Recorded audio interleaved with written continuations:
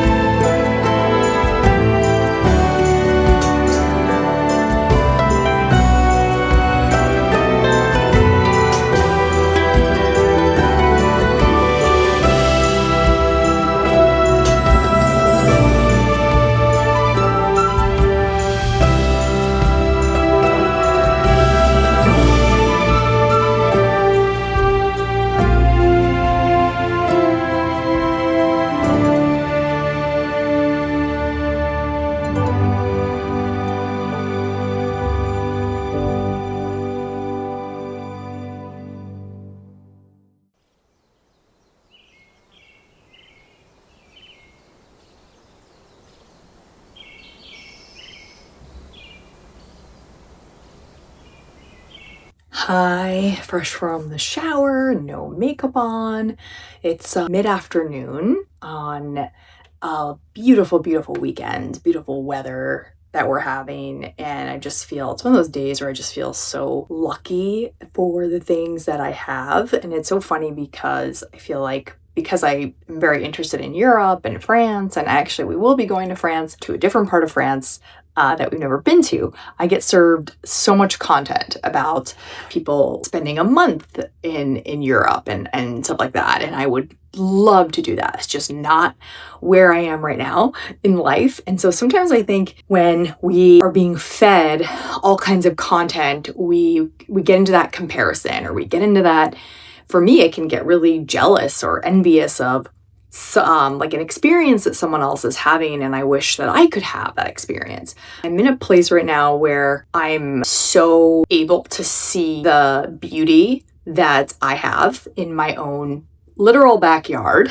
I live in a planned community, which I may get into more and discuss more because it was something that I had no concept of what that meant. The city that I live in is actually pretty planned. And coming from New Jersey, there does not exist such a thing.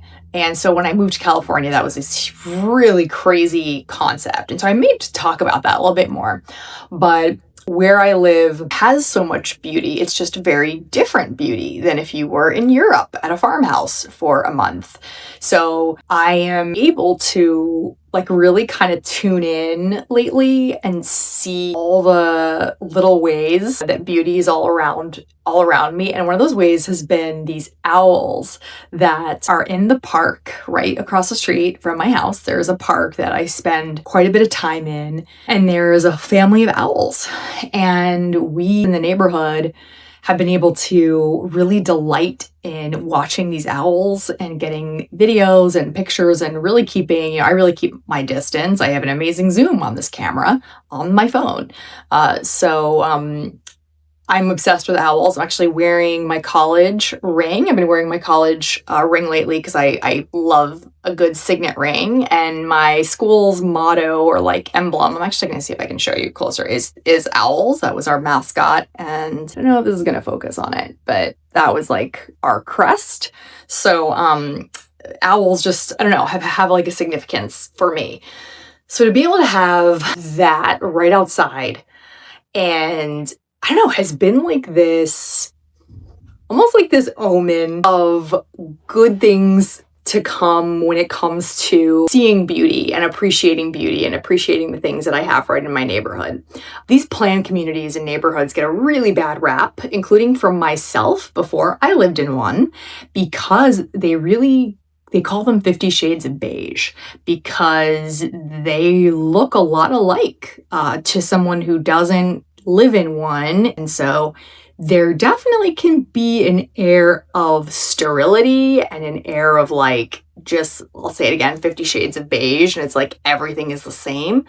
Luckily, mine was built in the mid 2000s. I want to say it was built in 2000. I'm really not going to know. I'm going to pull this out of my 2010, 2011 is when this community was starting to be built. I don't know if it was finished in that same year. I don't know.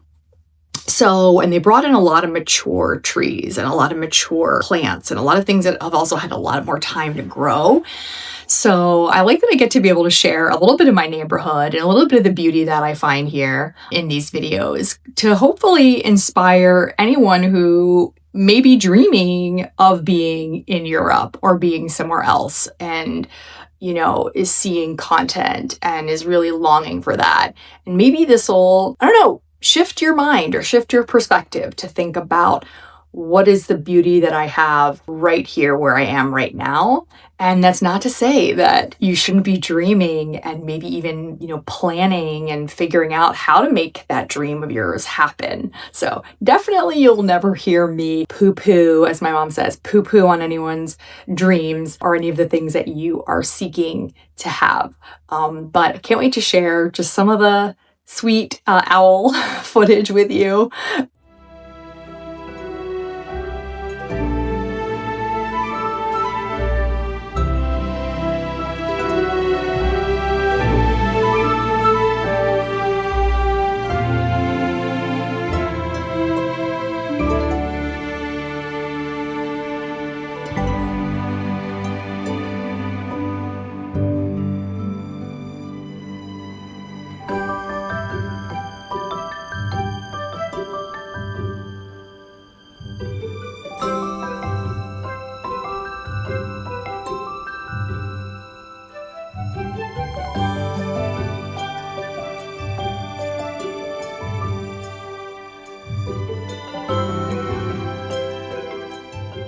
Hi again. So can't really see that well, but I don't know, maybe you can see it there. We're going to be painting the master bedroom. I got a bunch of paint samples from that company Samplize, which is what have used in the house, where you like can stick it on the wall and you can pick it up and you can move it somewhere else. But at the end of the day, we are just going cheap and cheerful.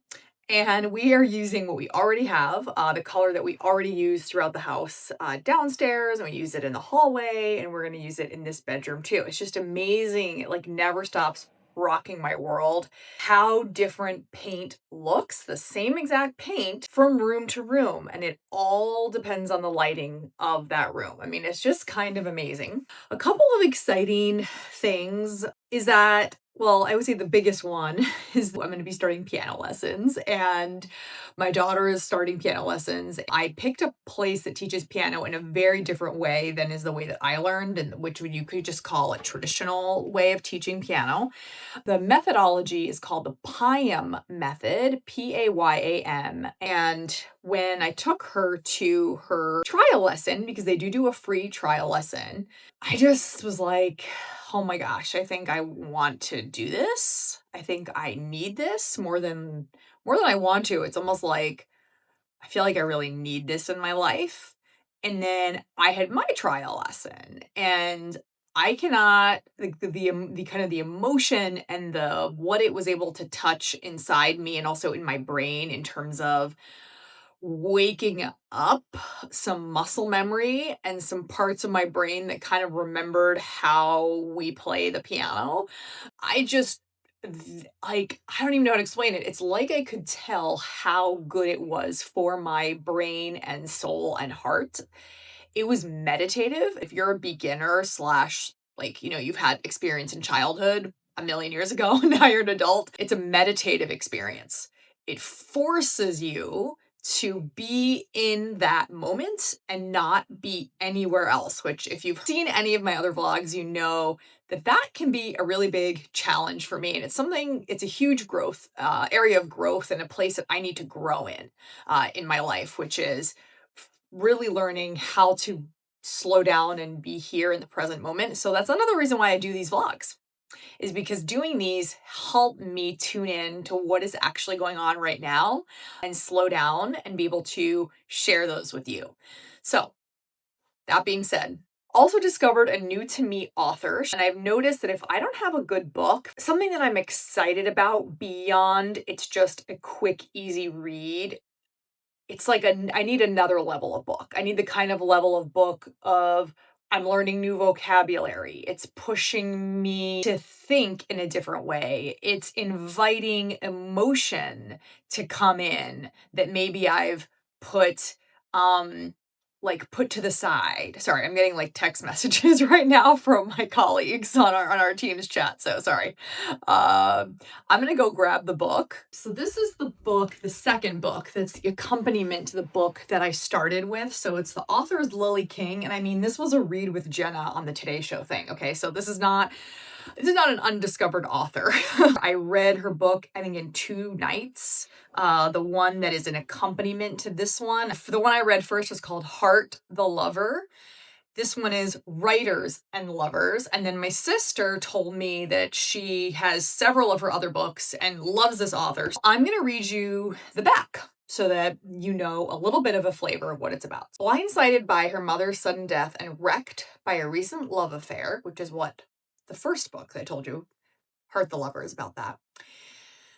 31-year-old Casey Peabody has arrived in Cambridge, Massachusetts in the summer of 1997 without a plan beyond a determination to live a creative life. Written with King's trademark humor, heart, and intelligence, this is a transfixing novel that explores artistic passion, ambition, and the terrifying and exhilarating leap between the end of one phase of life and the beginning of another. Writers and Lovers is an unforgettable portrait of an artist as a young woman. So I'm smiling because I feel like her first book was also really bringing up those themes about endings and beginnings and transitions and like the excruciatingness that happens in that time at the same time as beauty, right? How we can hold so many things at once. And her style is so spare and like still is like a way I would describe her writing. For example, in Heart the Lover, you never knew what the female protagonist looked like. And I'm going to give you a minute to try to think of any other book you've read recently where you don't know what the female protagonist looks like. And I will wait while you think on that one, because I can't think of any other book where there is a female narrator and she's not talking about her body at some point, her hair at some point, her face at some point, her smile, her eyes, her enchanting this, her captivating that, her luxurious whatever. Nothing. Like nothing. You make that up in your own head and you don't even realize that it's missing with this writing style. So interesting to me, that kind of thing, where I notice this author's doing something really different for me in terms of books I read and ways of writing and ways of achieving the story and creating the story. This author's doing something really, really different.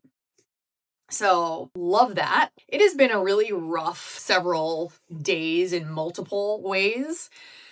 And today is maybe the first day I feel like I can take a breath. I can take a deeper breath. Husband's recovering from surgery at the same time that we've just been experiencing a whole bunch of challenges with my daughter, namely one of them being a complete sleep regression and major challenges with falling asleep, going to sleep, anxiety leading up to bedtime, anxiety at bedtime, that have left the past 5 days. Dealing with that for 5 nights in a row takes an unbelievable toll on me. Little side note into postpartum anxiety. I had postpartum anxiety after I had my daughter, and I didn't realize, I don't think many people realize, postpartum anxiety is not just anxiety at the postpartum timing. So I thought a long time ago, I thought that just meant, oh, it's just anxiety at a certain timing of a woman's life experience. No. Postpartum anxiety and postpartum depression are whole different beasts than regular depression and anxiety, if I can say that. Anything that was about interrupting my sleep and not getting enough sleep was like pouring gasoline on the fire that was postpartum anxiety. I have a little bit of PTSD, I'm not going to lie, about sleep, having my sleep interrupted, kind of then the consequences. And I'm not just talking about one night. I'm not talking about one night. I'm talking about it just keeps on going and it feels like there's not going to be an end. I feel like nothing else gets me and puts me into kind of the worst version of myself, okay, than having my sleep interrupted for night after night after night after night. It's been rough and it's been very stressful. Today's the first day that I feel like I can take some deep breaths, and I'm about to go do something for myself and have some me time. So that is really, really, really great. So I hope that you're having a really good start to your summer, however, whenever it started for you, and that you're finding ways to be kind to yourself. I hope you can find and carve out some time that is just for yourself so you can get a moment to breathe again and reach out to your support system for help if you can. And I will talk to you soon. Bye.